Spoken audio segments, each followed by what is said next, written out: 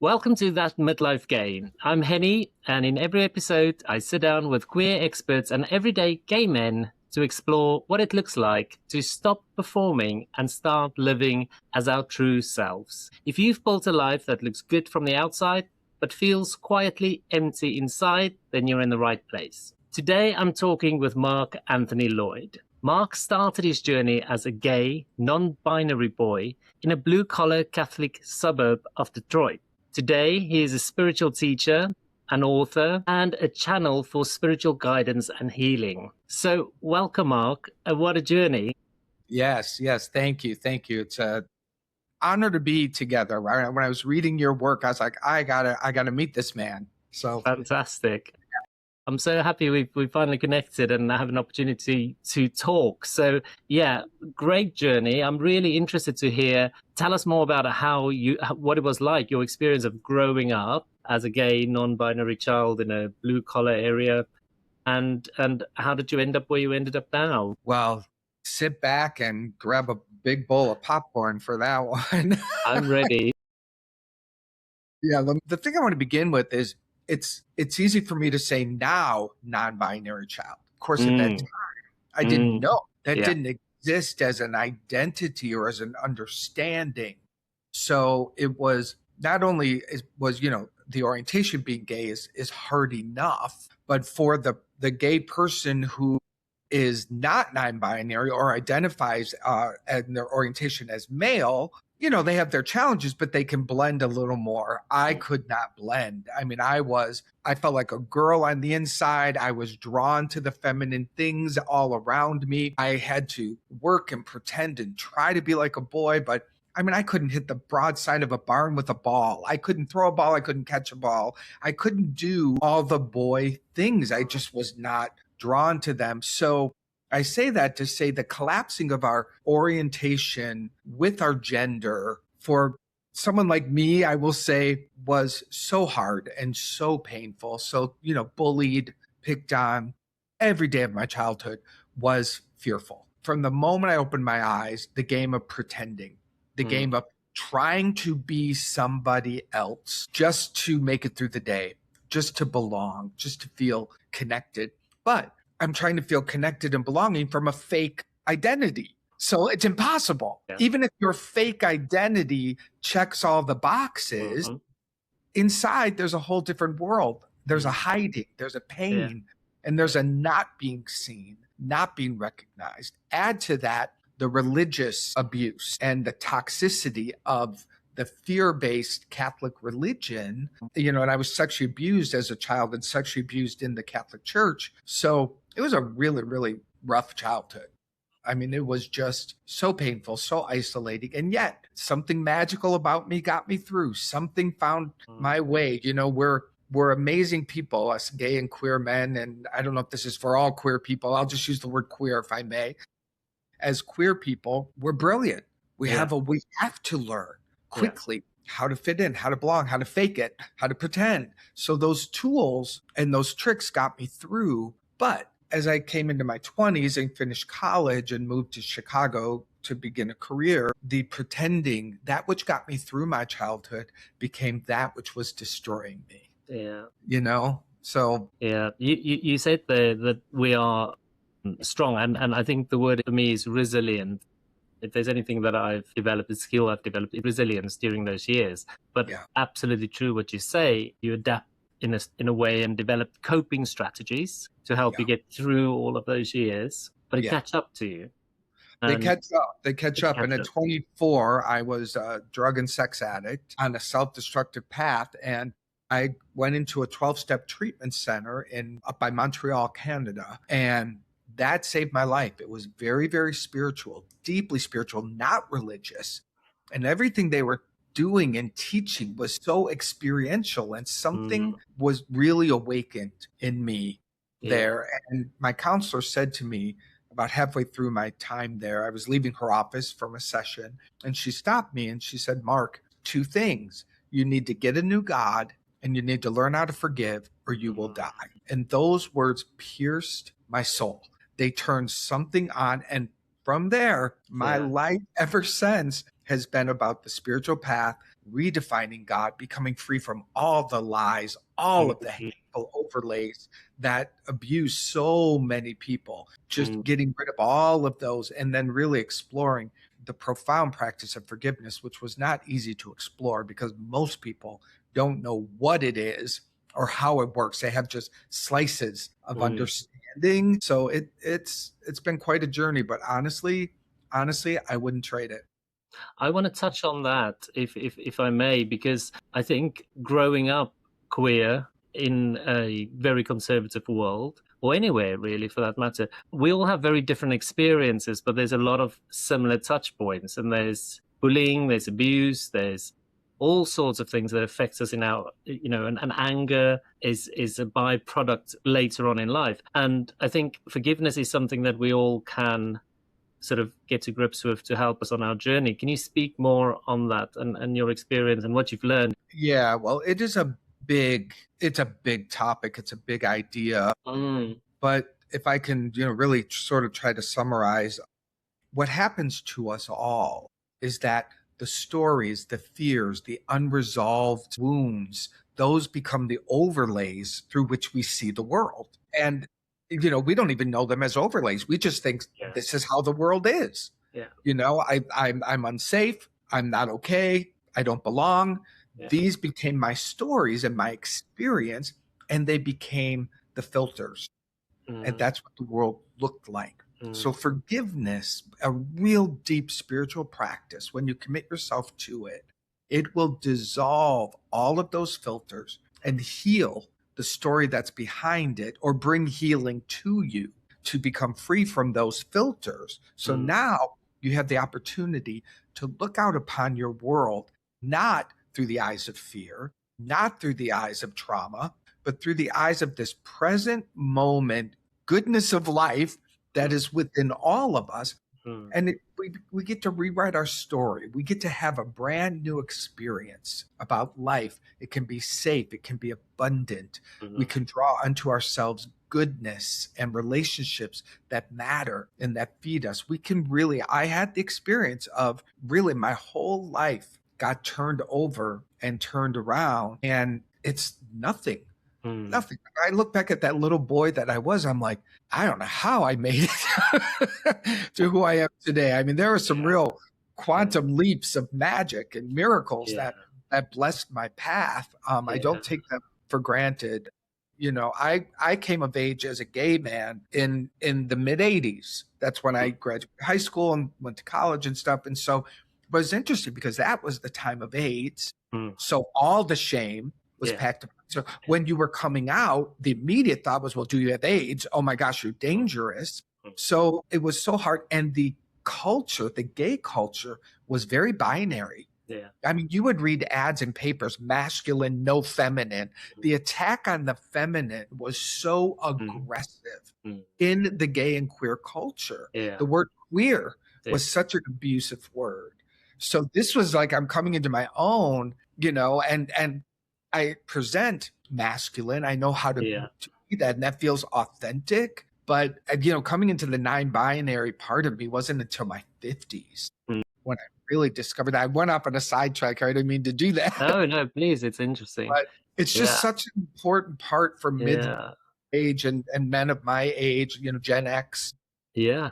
It's so important to look back at that and go, wow, the things that went through and what is true today. I love the word queer. It's hard to find men my age who embrace it. It still has a negative connotation. I still find men my age in the gay queer world very binary. They're and I'm like, oh my God, how is that possible? But same. I find I do still find it's very binary. And you touched on back in the 80s about masculinity within the gay community and no femmes, and it's rearing its ugly head out again. And there's I think on any dating apps, mask for mask and no femmes and no fats, no femmes. And within our community, we can create a lot of hurt, and there's a lack of understanding and empathy within our community. And it's interesting considering what we've been through and what we came through. But for me, coming out at 25. I only came out at 25, and this was in the early 2000s. And I have written an article about that recently. That when I came out, I had so much shame, and I've been in the closet for so long that when I came out, I just really wanted to be accepted and loved still by my family. I didn't want to be rejected by my friends and my family. I still wanted to pass and be okay and acceptable. Yeah. And that meant that I distanced myself from anything too weird or too kinky.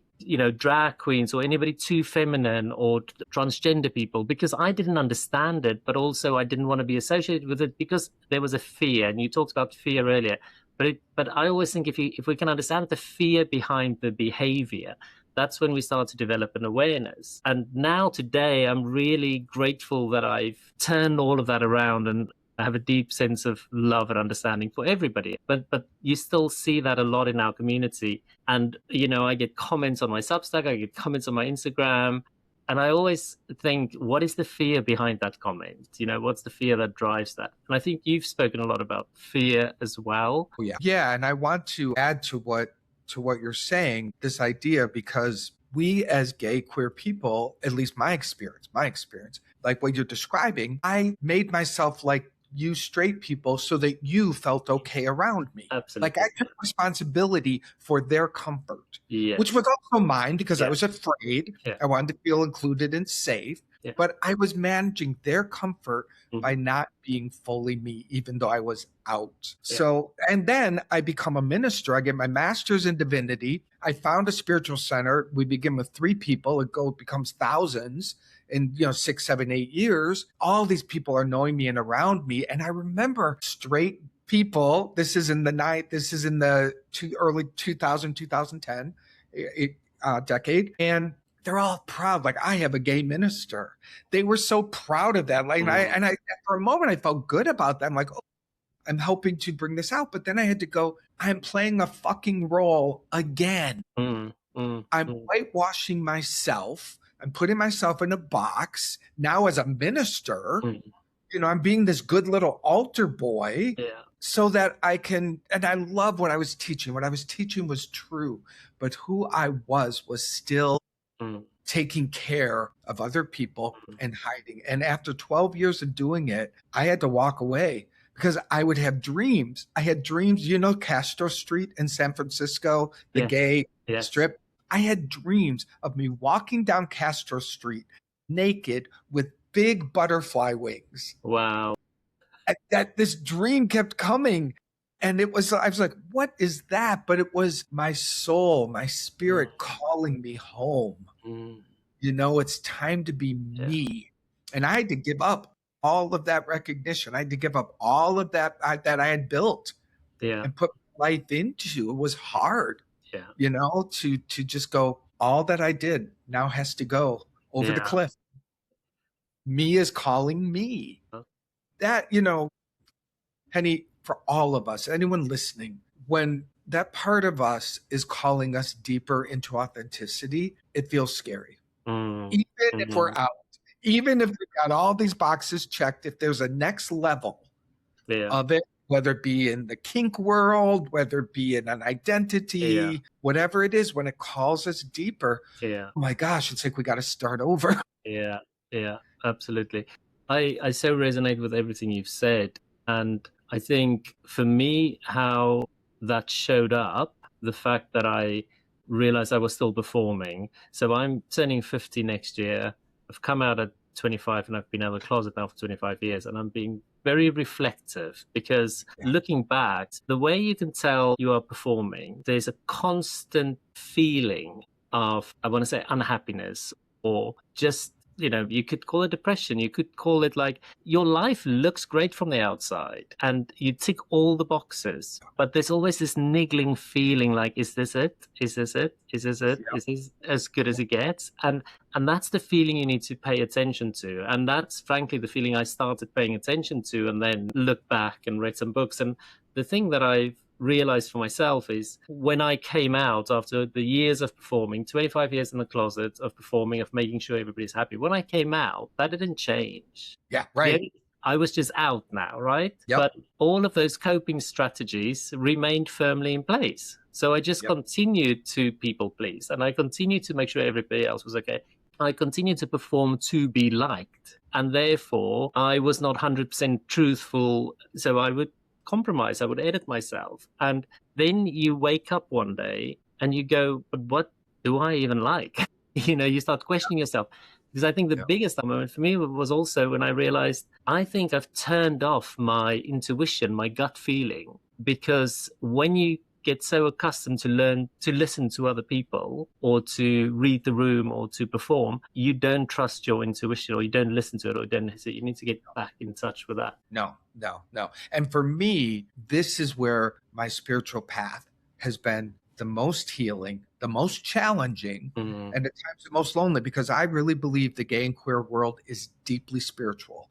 I believe there's a spiritual mission within us, but there's also the fearful world has made us be afraid of it, reject it. And as long as we're rejecting that call, we aren't really being all that we can be. So for me, though, it was a deep, first and foremost, the primary relationship of our being with spirit, call it the divine, call it God, call it source, whatever name you call it. There is something higher and powerful that loves you.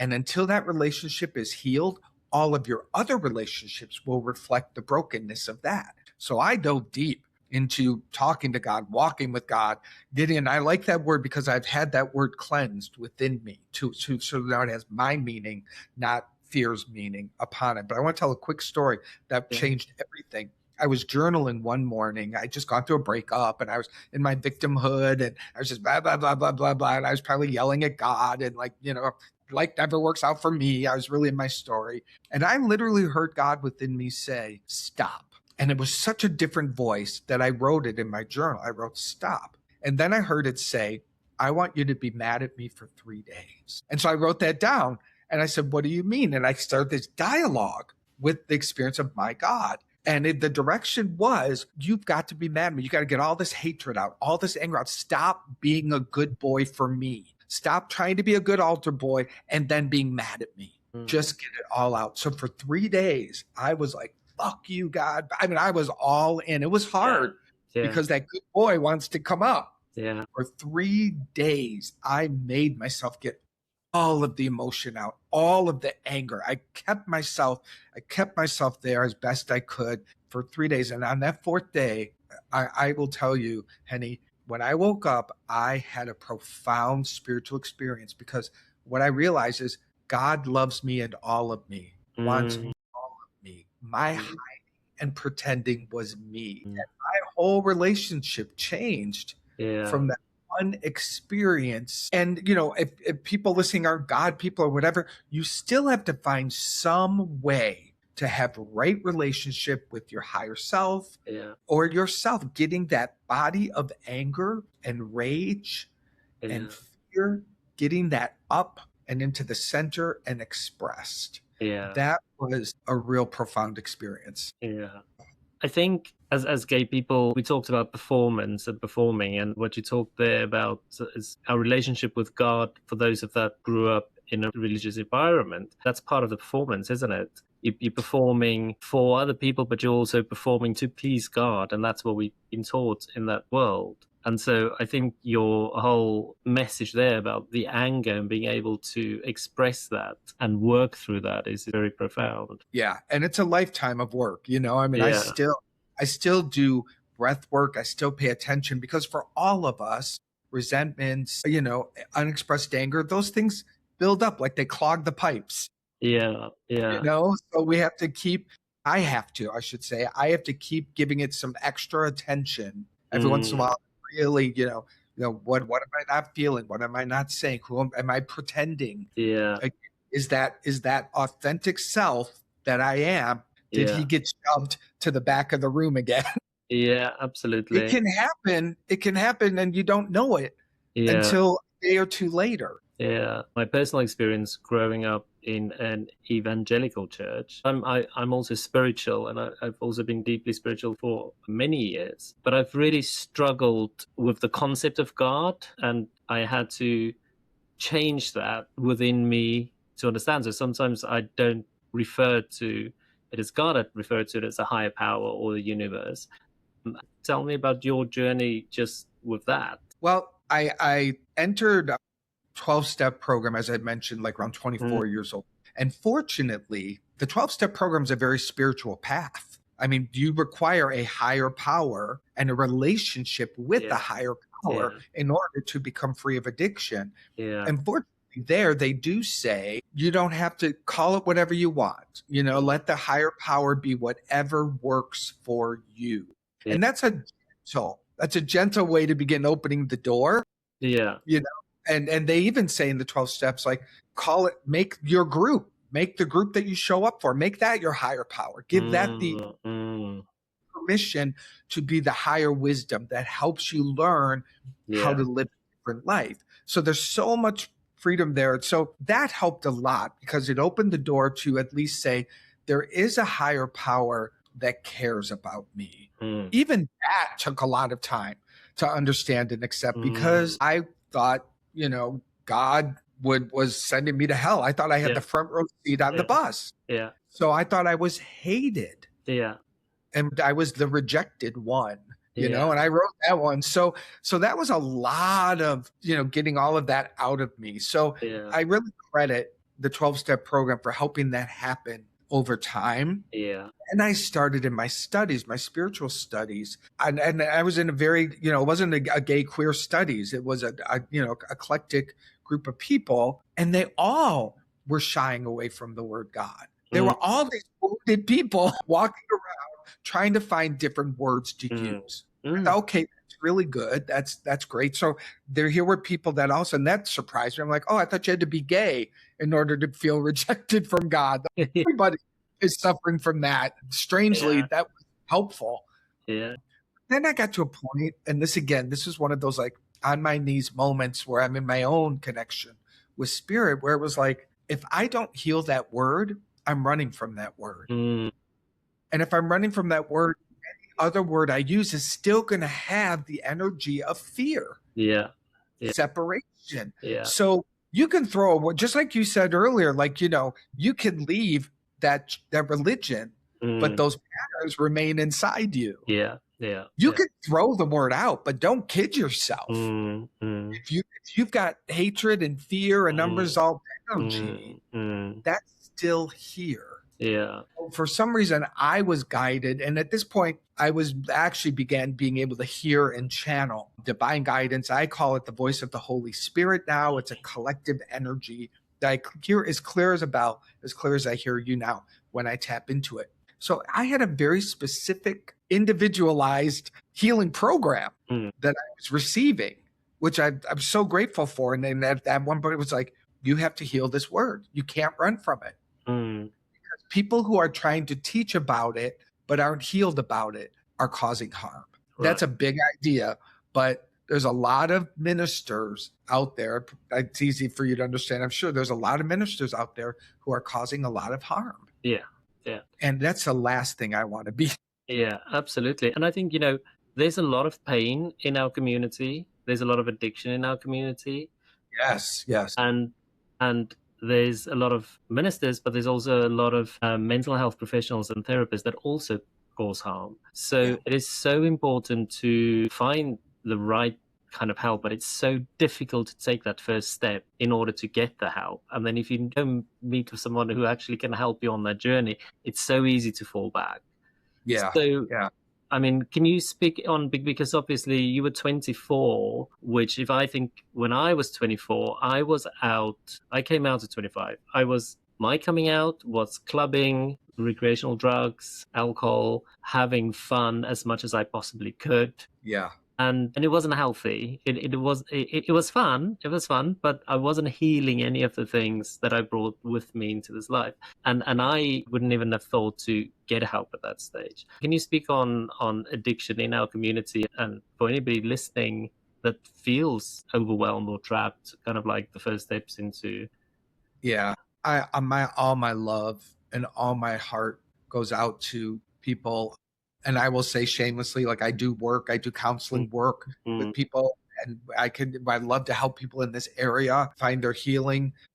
Look, this just speaks to how powerful we truly are. the addiction, the hiding, the fear, like all of that, the more, it's almost like the more in opposition you go to who you truly are, the more powerful you really are. And as I said earlier, we as gay and queer people, we have a phenomenal presence and power.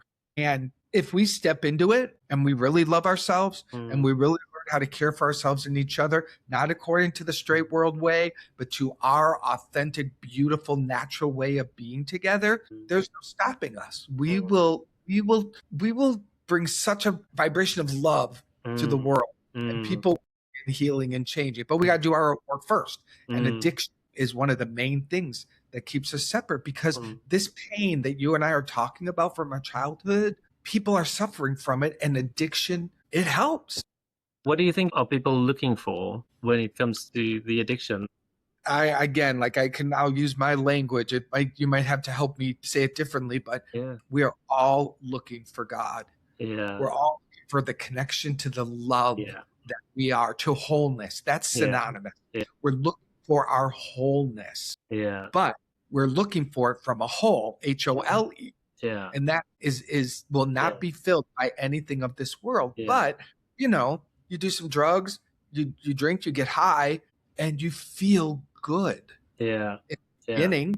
For me, I think I didn't realize it at the time while I was doing it, but reflecting back, I now realize I needed to get drunk or get high to go out in order to have a good time, because I didn't know how to. I was looking for connection, and it was too difficult to connect with people. And insecurities and performance and all of those things just came up, and so it becomes easier. But I love what you said there, that we're all looking for God. We're all looking for a connection with God. I do believe that God is in us and in everything. And therefore, if we fully love ourselves, we can fully love other people, and we can fully form a connection. And that is what we look for and search for, that connection. I will be really honest here. Once in a while, like if I jump on Sniffies or something like that and do some exploring, and I see someone who's looking to party, I literally send them a message like, please don't do this. Please, you're killing me. Like, I will become like this weird rescuer through the app. But I'm like, if they block me, I don't care. At least some message of love is going to get through. I mean, that's how much, because I know them. I know their pain. I am them. Yeah. When I see them, and these are young, beautiful people. Beautiful people whose lives are being taken. Yeah. And it is scary in our culture, in the gay and queer world, because like crystal meth recovery rate, it's not even 10.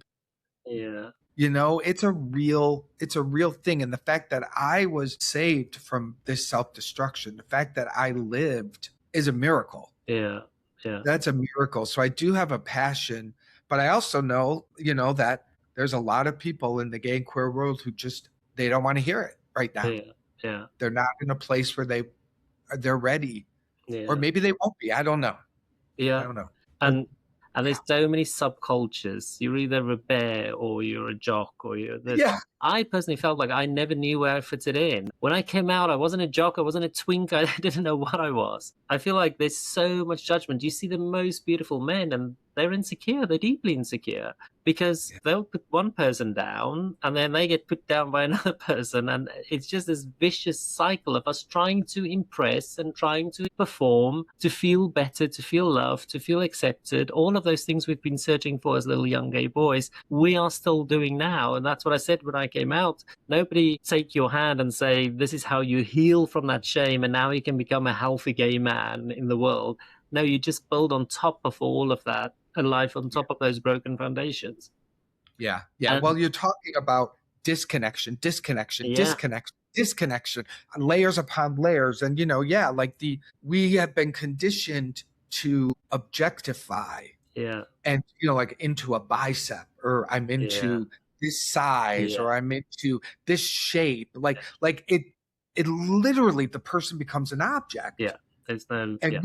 Whenever we objectify someone else, we are objectifying ourselves. It is a two-way street. And so it is lonely and it is painful, but breaking that cycle, that's That's hard. I think how we start breaking these cycles is by having these kind of conversations. Yeah. And I think more men needs to have these conversations, and more of us need to be honest about our struggles, because I'm not perfect, but I'm interested because your experience coming out in the mid-80s, a few years ahead of me, I didn't experience when I first came out.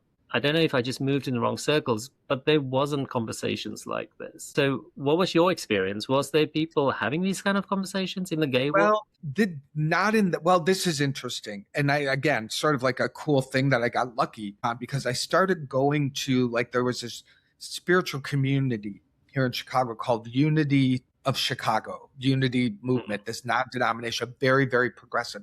And they were super gay friendly. Lots of gay people went there, but it was very mixed. It was gay and straight. It was in the mixing time. Yeah. It was when the gay people all looked like they weren't coming in their leather chaps. Yeah. They weren't doing any of that. They were coming like, good little nice people. But the blessing of it, and there was a blessing, is we were having spiritual conversations. And even if I was sitting at a table with 2 other gay people and 5 straight people, I was being accepted. I was able to at least talk about this part of who I am.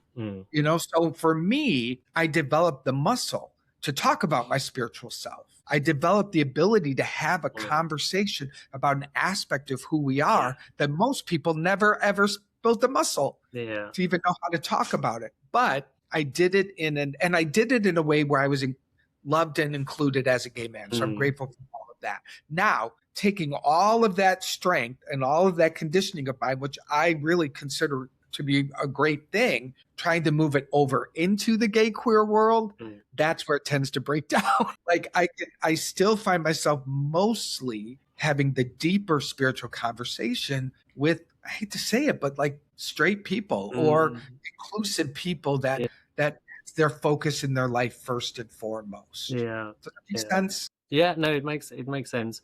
And I think it's similar when on my spiritual journey, it was a lot of older white straight ladies that I connected with. They love her. Exactly, exploring stuff like Reiki and EFT tapping and all of those things. But it was always me and a bunch of ladies. And I have been searching. I'll be honest.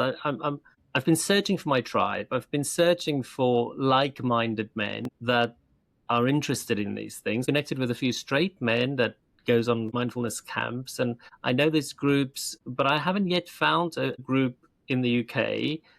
And the thing that just pops into my mind is, like, if it doesn't exist, we need to create it, right? And I will join you in that mission, my new friend.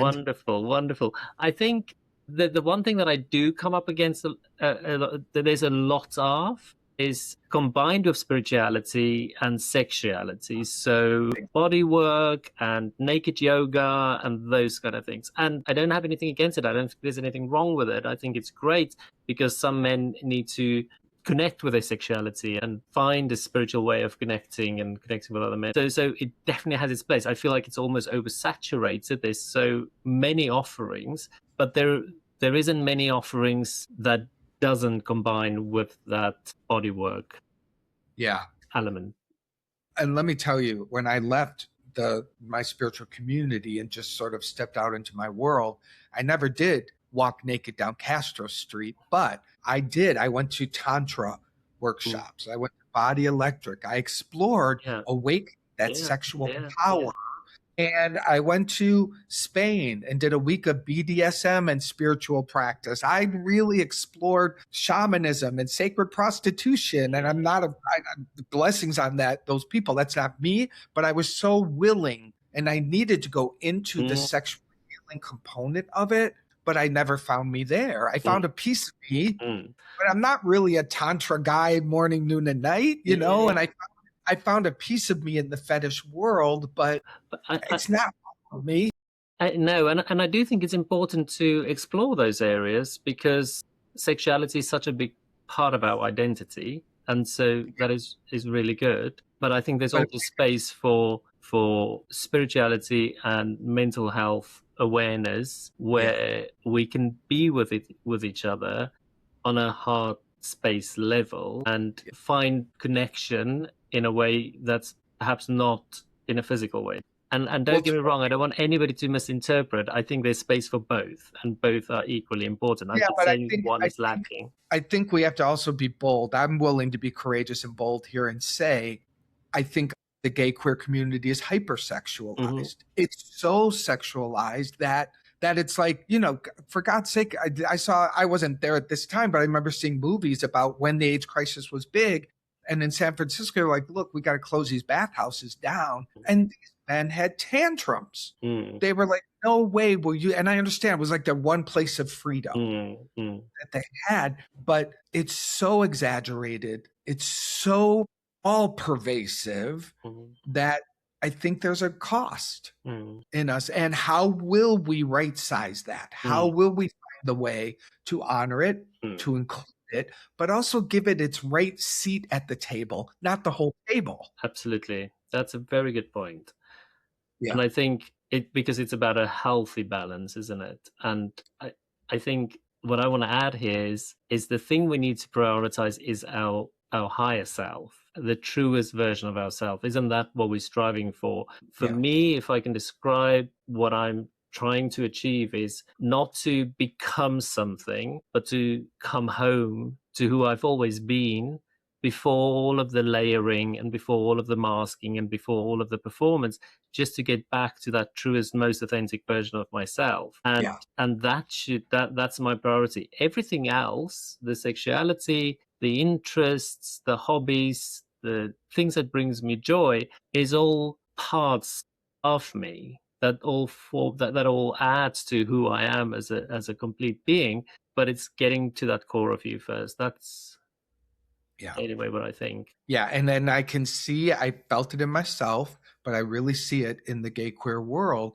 There's a panic when you have them say, well, let's look at the sex part of us. And is it on overdrive? Is it bringing you to your true self? There's a fighting. There's a fear.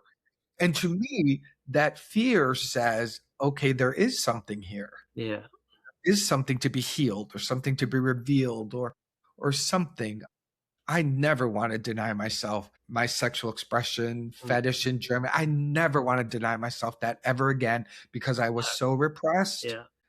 But I have experienced it consuming my time and my energy in ways that I was like, I don't feel like I'm in my life. Yeah. You know, and that's just being honest for me. Maybe someone has a different experience. Yeah. But I do think it's a common experience. If people really, if gay and queer people are really honest, I think we could all sort of look and say, you know, what's healthy and what's too much. Yeah. And again, I think I always like to remind myself, everybody's on their path and on their journey. Yes. And life will meet you where you are at, and the right people will come into your life, and the right conversations will meet you when you are ready to have them or to hear them. And I love to accept and not judge anyone because I know, certainly, reflecting back on my journey as well. And so I think, when we're ready, the right people will come into our lives. So beautifully said. You said that perfectly. Thank you. Thank you. So tell me, I want to hear a bit more about your experience coming to terms with a non-binary element. When did that happen? Yeah, thank you for asking that. I had just turned 50, so 10 years ago, and I was doing this. I wanted to create this global pride summit, a spiritual gathering for gay and queer LGBTQ people. Didn't take off. I tried with all my might, but it just didn't happen. I didn't produce it correctly for sure. But I interviewed different people. And one of the people I got to interview for it was Chaz Bono. And Cher's transgender son. And went to his house. We brought a film crew in there. It was like I read his book before and I was very moved by it. And so I was talking with him around the transgender idea. And he said, I don't know how I never heard this before, but he said gender's on a spectrum, like orientation. And for some reason I was like, and he talked about non-binary and being the both and in the middle. And I swear to God, while I'm interviewing, I'm like having this like, this is me. This is me. Oh my God. It was literally having someone reflect back to me a part of me I didn't have words for. Yeah. And so that was amazing. And then a few years later, I was doing a plant medicine journey. I was doing a psilocybin journey with the shaman, Mm, with a spiritual guy, and went to his place, a very spiritual environment, and you drink the medicine. And so I'm on the journey, and it's about 6 to 8 hours of being yeah. on this medicine journey. And I feel this feminine energy. And so I say to the guy, I go, there's this feminine energy here in the room. And he's like, well, ask it who it is. And it was me. It was like a 4-year-old me, this little girl. And he said, what's her name? Not even thinking, I go, what's her name? Abigail. Her name's Abigail. I don't know where that comes from. And so he says, welcome Abigail home. And I said, I don't know how to do that. I put her away Mm, years ago, like I didn't understand. And he said to me, I remember every word of this. He said, let the medicine do it. mm, I said, and suddenly I laid back on this thing I was laying on. And this is very specific, but I'm going to tell you the full details. This energy came up like through my anus into my body, and I had an explosive female orgasm. wow. My body was waves and waves and waves of this phenomenal ecstasy. And I was like, oh my God, I've never had an ejaculation like with this. I knew in the midst of it, this was this phenomenal homecoming of this aspect of who I am in this integrating, beautiful sexual power. Yeah, yeah, And so that was amazing. And then a little bit later, I'm feeling this strong thing, and the shaman starts drumming, and I feel my masculine power. That came mm, home to me. So it was a phenomenal journey where both aspects of me, mm, powerful masculine, the beautiful orgasmic, beautiful feminine, both came together yeah, within me. yeah, And they just joined like this. yeah. And I'm telling you, it That was is, yeah. stunning. Well, that It is was it, like, it sounds stunning, and that's such a beautiful description you've given of your experience there, and I loved listening to that. I think yeah, I think it's something that people struggle to get their heads around so much because rough. somebody like you who presents masculine and they just can't get their heads around it. But there's been for centuries two-spirited people in Right, right. some of the tribes, and it should be celebrated because it's about the divine feminine and the divine masculine, and it's about the balance, and we all have both of the in us. And I think all of the I'll use the word hate out there, all of the sort of pushback comes from a place of fear. It comes from 100% from a place of fear. Yeah, yeah, for sure. Yeah. And I will share with you that I have more healing work and pain around being non-binary than being gay. Mm, mm, Because the non-binary thing is internal, and it's just and like I don't feel like I belong mm, in any room because I'm not fully there. I can be in a room of even gay men. yeah, There's an aspect of me that doesn't quite fit in, or if it's straight men, yeah, I'm biologically aligned, but that's it. yeah. I can be in a room with women, and I actually feel more Mm, connected, mm, but I mm, have a male body. So absolutely. every room, I don't quite belong. And Yeah. that's been a real, if I can say, what's the pain body through my life? I don't belong. I Mm, don't belong. That has been mm, that has worked me over, even yeah, to this day. I mm, do. But again, our spiritual path takes us out of belonging in this world. yeah, Today, yeah, I really go into every room I'm in, yeah, I belong yeah, because there. yeah, That's where I belong. But it's different. It's really being non-binary has been the loneliest part because my age gay men don't get it. I hang way better with 30 to 45-year-olds. mm, mm, That mm, group, mm, mm, mm. that They group, get it. My they get it. my experience, and just from what you're sharing there, is I know I've always growing up, I was always attracted to girls' toys, and I always wanted to play with girls' toys. I wanted to play dress up. I wanted to be the bride. I wanted to be Yeah. but and just from what you've explained there, I remember in school there was a time where it was easy for me to just play with the girls, but then there was a time where it became awkward and I couldn't play with the girls anymore and I had to play with the boys. But I have this one memory of going my first day of high school, so I was 13, 14, and I remember showing up and on my own, and the girls was over there and the boys was over there, and I remember the dread of I have to walk over to the boys and try to make conversation. and feeling Yes. so awkward and having to force myself. And actually, there was a boy that came over to me and talked to me, and it was his first day in that school. He moved from the city, and so he didn't know anyone, and he saw me and he came and talked to me, and we became best friends, and he was my best friend all the way through high school. But it was just that, yeah, I can relate to that feeling of I've always surrounded myself. I always had more girlfriends than boyfriends, and I've always felt more Yep. comfortable and easy around girls. I love to bring, to bring this to a close on a positive note, because we're looking at all of that. Like, I swear to you, this is the miracle. I Mm, love who I am. I mm, love who I am. mm, I am perfectly made yeah, this lifetime. And everything about me that appeared to not fit in became the place where I discovered a deeper truth. yeah, My path, I look at my family, who I came from, blue collar, Catholic, Detroit area, straight, fit in. They don't have any introspection. I mean, they didn't have to go to these levels yeah, and these places of yeah, darkness. yeah, If you fit in, you fit in. What's there to question? yeah. But I had this whole other Mm, deep, deep journey, and it's really perfect. Being gay, being queer, whatever you name yourself, I really believe before we incarnate, our soul chooses a lifetime that's going to bring out, through the challenges sometimes, mm, the absolute best in us. And when you mm, show up for that, yeah. I don't know. I I love myself. I really do. that's so beautiful, and I agree with that, and I think we have the opportunity. I think maybe we're not always brave enough to follow through. Yes. Me sort of going through quite a bit of a transformation of turning 50 and questioning a lot of things about me in my life. I think if there's one thing I'm determined is to fulfill my mission, whatever that might be. So I'm trying to figure that out, and I'm here Yeah. for it. And your conversation has been so helpful. Honestly, it's just that this is the best kind of conversation. It's just flowing naturally and just touching on all of these topics. And I think your journey is so inspiring.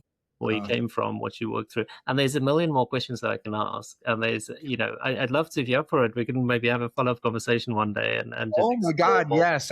It's mutual. It's Yeah, mutual. I'm like, yes, I want to hang out with you more. thank you.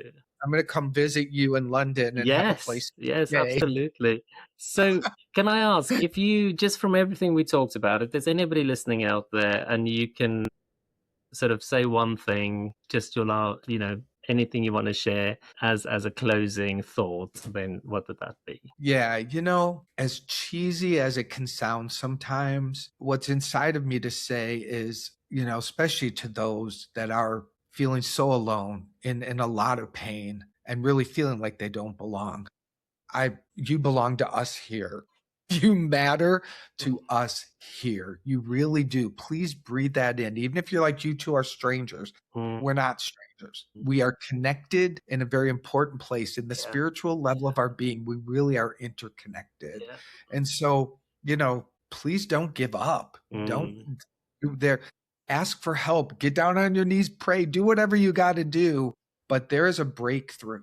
There is a breakthrough for you. And on the other side, there's gold. yeah, There is gold there. yeah.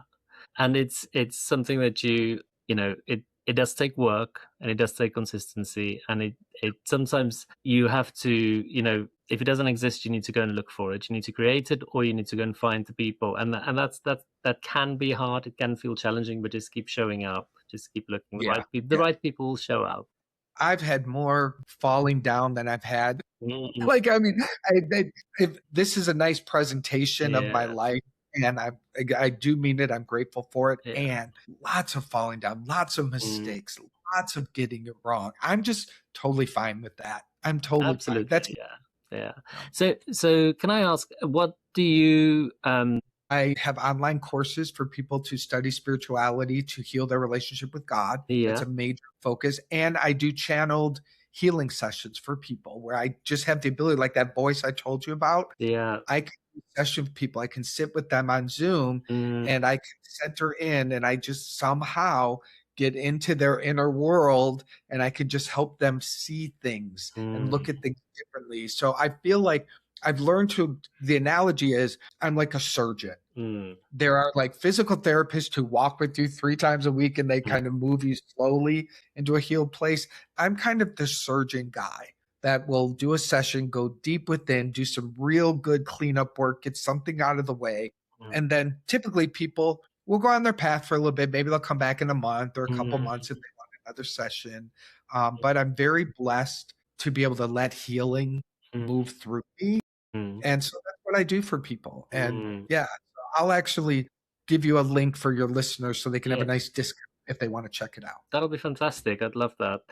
Can you tell me a little bit more about that if you have time, but just a bit more about that work? What kind of people or things do you tend to see you can help people with, if that makes any sense? Yeah, I tend to like, I work well with people who are in a time of change or they're facing a turning point, you know, they're coming out or a relationship is ending, or a lot of people over 50 into their 60s and who are in that time of life, like where they're saying, who the heck am I? You know, what is next? Like you're saying, you know, you've got this changing in your world. So a lot of people, that's the time, because those are powerful times to look within.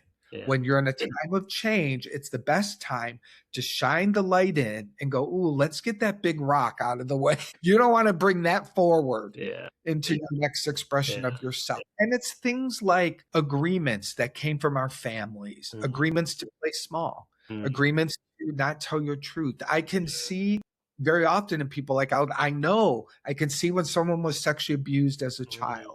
Like I can just feel that, know that. And I always check it out, but it's typically always correct. And so the healing will be helping them become even more reframed around that, to let some more forgiveness and some healing happen so that that's not haunting them. The agreements with our parents, the agreements with how, you know, how your parents love and don't love exist in us and how we do relationship. And so that all gets to be reprogrammed and you get to find yourself a choice. So it's about 60 to 90 minutes. And I love it. I close my eyes the whole time. I'm just doing what I'm hearing and it's phenomenal. No, that's great. From, you know, you touched on medicine work earlier, and I think I've had a medicine journey as well. And what I've learned from that, and from some of the healing sessions I've done myself, is it's a great way to bring awareness, but it's the integration, isn't it, afterwards? And I don't know if you find the same with the work you do, but I think it's all about that integration. And sometimes I have been through things like the medicine journey and felt unsupported afterwards. Yes. How do you manage that with people? It's such a good question. I really, I appreciate you bringing that up so much, because aftercare and integration needs to be more intentional around plant medicine. I think, like you're describing, I had the same experience. It's like, and even my work, I need to be more intentional in saying, you know, we just sort of did a real deep, you know, process. You know, I try to encourage people to do 3 additional sessions afterwards if they have the resources to do that, to help them begin walking in that. Because you leave a medicine journey, you leave a session with me and you see everything differently. Then you go back into your world. Your spouse is acting the same and your kids are acting the same and you're acting, you know, so those patterns, just because you see them clearly doesn't mean they don't. No. And you know, and you know, you do the meditation and you keep up for 2 weeks, and then the old triggers and the old patterns come back, and it's easy to slip back. I think the work you do is so important and so needed, and I'm going to sign up for a session myself. But I think, you know, maybe just in general in our community, we talked about sort of these kind of conversations is maybe what's going to help us heal as a community as well. But I think from my work with shamans and plant medicine, I've always felt, and I've actually searched for in my local area and couldn't find, is a group, just a group of you know, when people have been through these experiences, and just having a circle, even something like a monthly circle for men to, you know, that have had those similar experiences, that can talk and keep each other accountable, and you know, just something like that would be wonderful. Again, we need to create it. Yeah. I will share, if I may, my last, because I've done many. plant medicine journeys. And my last one, I did something called Bufo, which is a more intense journey, but it's about 20 minutes long. It's like just catapults you, and then you get insights as you're coming back over the 20 minutes. And this is how beautiful it is. Like, as I'm in the experience, I feel spirit, some guiding voice speaking to me, and it has me look like this hairball, like what a cat would cough up. And it literally said to me, that's what you think your life is. That's where you worry. That's where you obsess. That's what you make so important. It's like just a hairball. And then I was turned around, and like these curtains opened in the entire universe. All this beauty, all this power, all this, like, this is all yours. And I really felt it, like we've all been given the universe and the ability to train our minds and our thoughts and our imagination to create in beautiful ways, but we focus on the hairball. Absolutely. I mean, that's such a great way to look at it. Yeah, absolutely. That's a great way to look at it. I love how our conversation just keeps going to all these different strands, and I think we're definitely going to need to have a follow-up conversation. Yes, I would love it. I really appreciate hanging out with you. It was so good. Thank you so much, Mark, for sharing all of your wisdom with us and for having this great conversation with me. And to anybody who listens, thanks for listening. And please sign up on Substack, follow us, and you will get weekly episodes. And hopefully we'll have another conversation with Mark as well. So thank you very much. And again, thank you, Mark. And we shall see you soon. Thank you.